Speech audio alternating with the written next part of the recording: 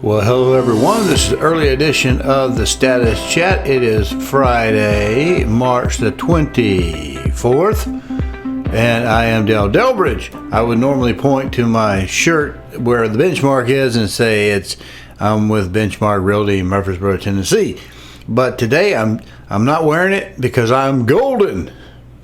Actually, this shirt in the camera, it looks like it's more UT orange than anything else, but it's golden. And speaking of UT, boy, that was a tough loss last night in the NCAA basketball. I don't keep up with basketball so much, and I don't have cable out here in the country, so I did keep up with the live score while watching the Gonzaga game.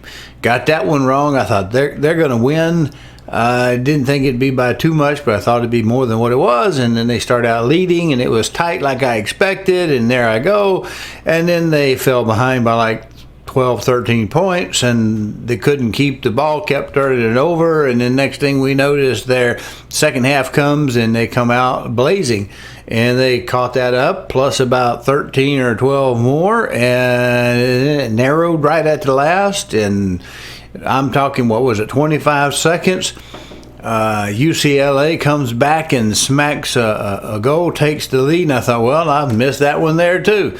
And a long three-pointer won the game. So just, you can't never tell. Anyway, we have a fairly short show today. I think it's going to be fairly short. I have two things to show you on the internet, and we'll get to them right after this. If you like this content, please go to calldale2sell.com, find the tab that says on YouTube, click it, and it'll open up a page of QR codes. There you can use a smartphone to scan and get to the YouTube page, or you can just mouse over and click it on a PC. There you'll be able to subscribe to this little button over here and click the notification bell so that YouTube will notify you when each Friday's blog has been uploaded. Thank you. All right, well, let's look at this first article because I'm going to use this over some of the other stuff that's floating out there today. I'm going to get to this because you probably, if you have any social media, have seen all of the real estate people saying, oh my goodness, look at this. We had a surge in sales in February. And of course, we expected that. If you watched the show, you know we expected that. Why? Because the rates dropped. And as the rates dropped, some of the people that were going like, oh my goodness, prices and rates and timing and everything like that. And when the rates dropped, it actually let their total price go up simply because they buy on the maximum payment, not necessarily on the price. They just buy as much house as they can possibly afford. And with a little drop in from 7 towards 6 made a big difference on bringing that price up.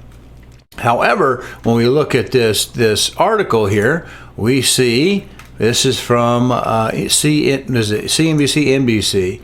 There it is, NBC News. It's going to still be our Dana Olek. We're going to click on this story.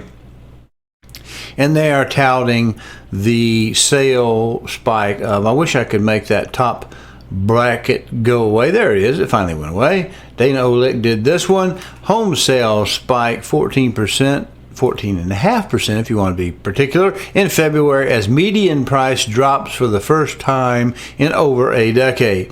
And see, real estate people are afraid to read this portion to you because they're afraid you can't handle it. I know you're better than that, and I know if you're watching me, you're trying to keep up with a little bit of some kind of insight that's halfway non-real estatery. Nice little picture. Anyway, the bottom line, we'll get into this down here. Here she is, March 21st, 2023, Dana Olek, CNBC. Sales of previously owned homes rose 14.5% in February compared with January, according to a seasonally adjusted count by NAR. That puts the sales annualized rate of 4.58 million units. Okay, so we went up. That's a good deal. It was the first monthly gain in 12 months. And the largest increase since July of 2020. It's a 2-year span, I guess, pretty close to it, not quite 2 years. Just after the start of the COVID pandemic, sales were, however, 22.6 lower than they were in February of last year. So it's kind of a mixed basket. We're going up, and real estate does go up pretty well much over time. But here what we're going to look at, the sales are based upon closings, so the contracts were likely signed at the end of December through January, when the mortgage rates had fallen sharply. And as you know, if you follow me, they've tended back up, and now they're back down a little bit, about 6.5, something like that. The average rate on a popular 30-year fixed loan hovered around to the low of 6 range throughout January, from a high of 7 last fall, is what I just said. Here we go. I'm looking for my magic number, and we'll take a look at this right here. Higher mortgage rates have been cooling home prices since the summer, and for the first time in record 131 consecutive months, nearly 11 years, prices were lower on a year-over-year comparison. The median price of existing home sold in February was $363,000. Look at this, a 0.2% decline from February of 2022. 0.2%. Now, what has really gone, the big drop has gone from the $50,000, $60,000 over asking that people were giving right after COVID-19, because they had a fear of missing out. What do they call it? A FOMO. They had a fear of missing out, and so they were just jamming the prices way up high. Now that's kind of cooled back off because they buy on the maximum payment, what that maximum payment will allow them to buy. And it's just a reality check. And remember, if you watch me, how long ago did I tell you that people hold on to those high prices as long as they can because someone told them their house was worth so much? And so they get that in their head, and they cannot understand, they really can't get the emotions wrapped around the fact that that was then, this is now. And they are reluctant to come off the price. Now, we came off the price a little bit in forms of incentives and negotiations that the realtors have when we talk about this, but we actually see a slight decrease in the median year over year at 0.2%. So what does that tell you if you're looking to buy a home? Well, 0.2%, it's not good. It doesn't look like it's going to drop the bucket out anytime in the near future.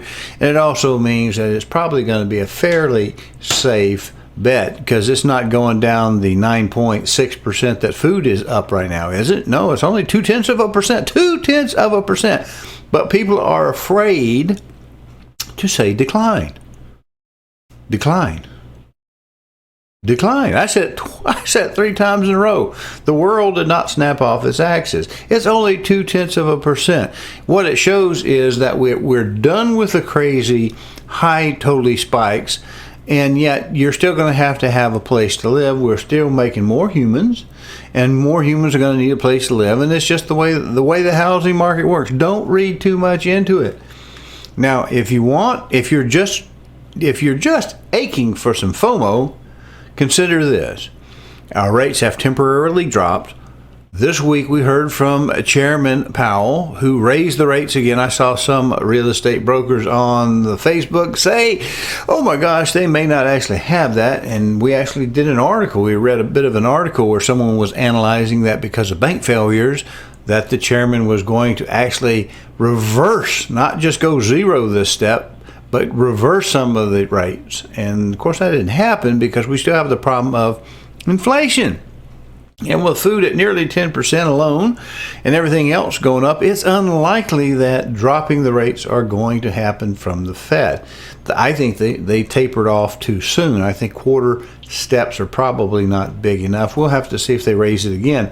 Because if we're raising the rates and we're not seeing inflation slow dramatically, then we're failing that. We're taking the pain for absolutely nothing. We're killing everything else. And housing is taking a big hit. We know on the last CPI, they named that housing prices were the #1 cause of the inflation in its overall in the basket that is in the core. Right? Do you remember that? So we haven't really seen prices drop until now. And it's only by 0.2%. So I would expect, just macroeconomics, I could be wrong, often am, but I would kind of expect that prices will drop a little bit more if the rates continue to rise. Now, the problem you have as a buyer is trying to play that crazy gamble of, well, I'm hoping that the price comes down faster than the rates go up. And I don't think that works that way, because it's the rates going up that are driving the prices down. Does that make sense? So I wouldn't gamble on prices coming down to be the thing that's going to really help you buy a lot bigger home than what you had before. It's just maybe going to help you with your payment a little bit, but I don't see them continuing to collapse. I'll see them maybe oscillate a little bit as they try to find a new normal. And in the meantime, they're trying to find that new normal in the housing market. Guess what we're going to see? We're going to see some other issues other places, like in the economy. And by that, if you haven't heard, expect to start hearing commercial real estate might have a bit of a sticky wicket coming up, simply because that inflation is affecting businesses. It's really slow to do that because they've been playing with the mortgage rates now for, well, over a year, something like that. And they waited a long time before they got started. Eventually, it's going to affect the businesses. And I would expect to see commercial real estate hit much before we will see it hit in residential real estate.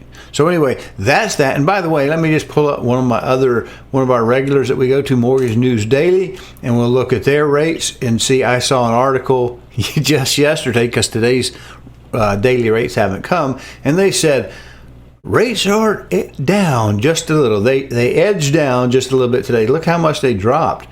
0.01% on a daily survey, which does not necessarily translate to the rate you're going to get, because the rate you're going to get may be in 6.5 to 7, depending, maybe 7.5, depending on your credit score. So I use this site simply because whatever they're doing the same thing month after month after month after month, and it gives us a little something to consider when we look at it. We're seeing the things in a stable. We're just looking for the relative change. So anyway, let's get to our numbers and wrap this particular show up, because we got someplace we got to go, and yeah, we better get this thing in the books and on us on the road. Hello, I'm Del Delbert of Benchmark Realty, Murfreesboro, Tennessee. If you are currently unrepresented and would like to know how to compare up to 3 properties side by side and room by room, then go over to my new YouTube channel, Call Del to Sell. That's 1 L and Del, no spaces. Watch the demo on Real Scout, and then call me and we'll set up your exclusive ad-free account today. We have our rates today, our numbers today, not our rates. We had last week 318. We had 15,864 in the opportunities. That was up over the previous period. 3955 in the under contracts, still showing. That was also up. And yet the integer ratio between those two numbers did not change from the previous week. This week, 324.23. We had 15,827. That's actually a slight decline in opportunities, but not significant. And 39.99 were the under contracts, still showing. That is also up a little bit, but it's not dramatic. And the ratio remained unchanged at 25%. So if you're looking to sell, you might not get some of those crazy prices, but now may still be a very good time to do so, as the rates are down just a little bit still. We're coming on the green season. You know, things present better when the world is green and fresh outside and it's not super cold. So we've got that coming and working in our benefit. We also have rates down just a little bit for the buyers. So it's just a matter of getting each hand to wash each other so that we can all turn out clean. So we appreciate you watching. Have a great weekend.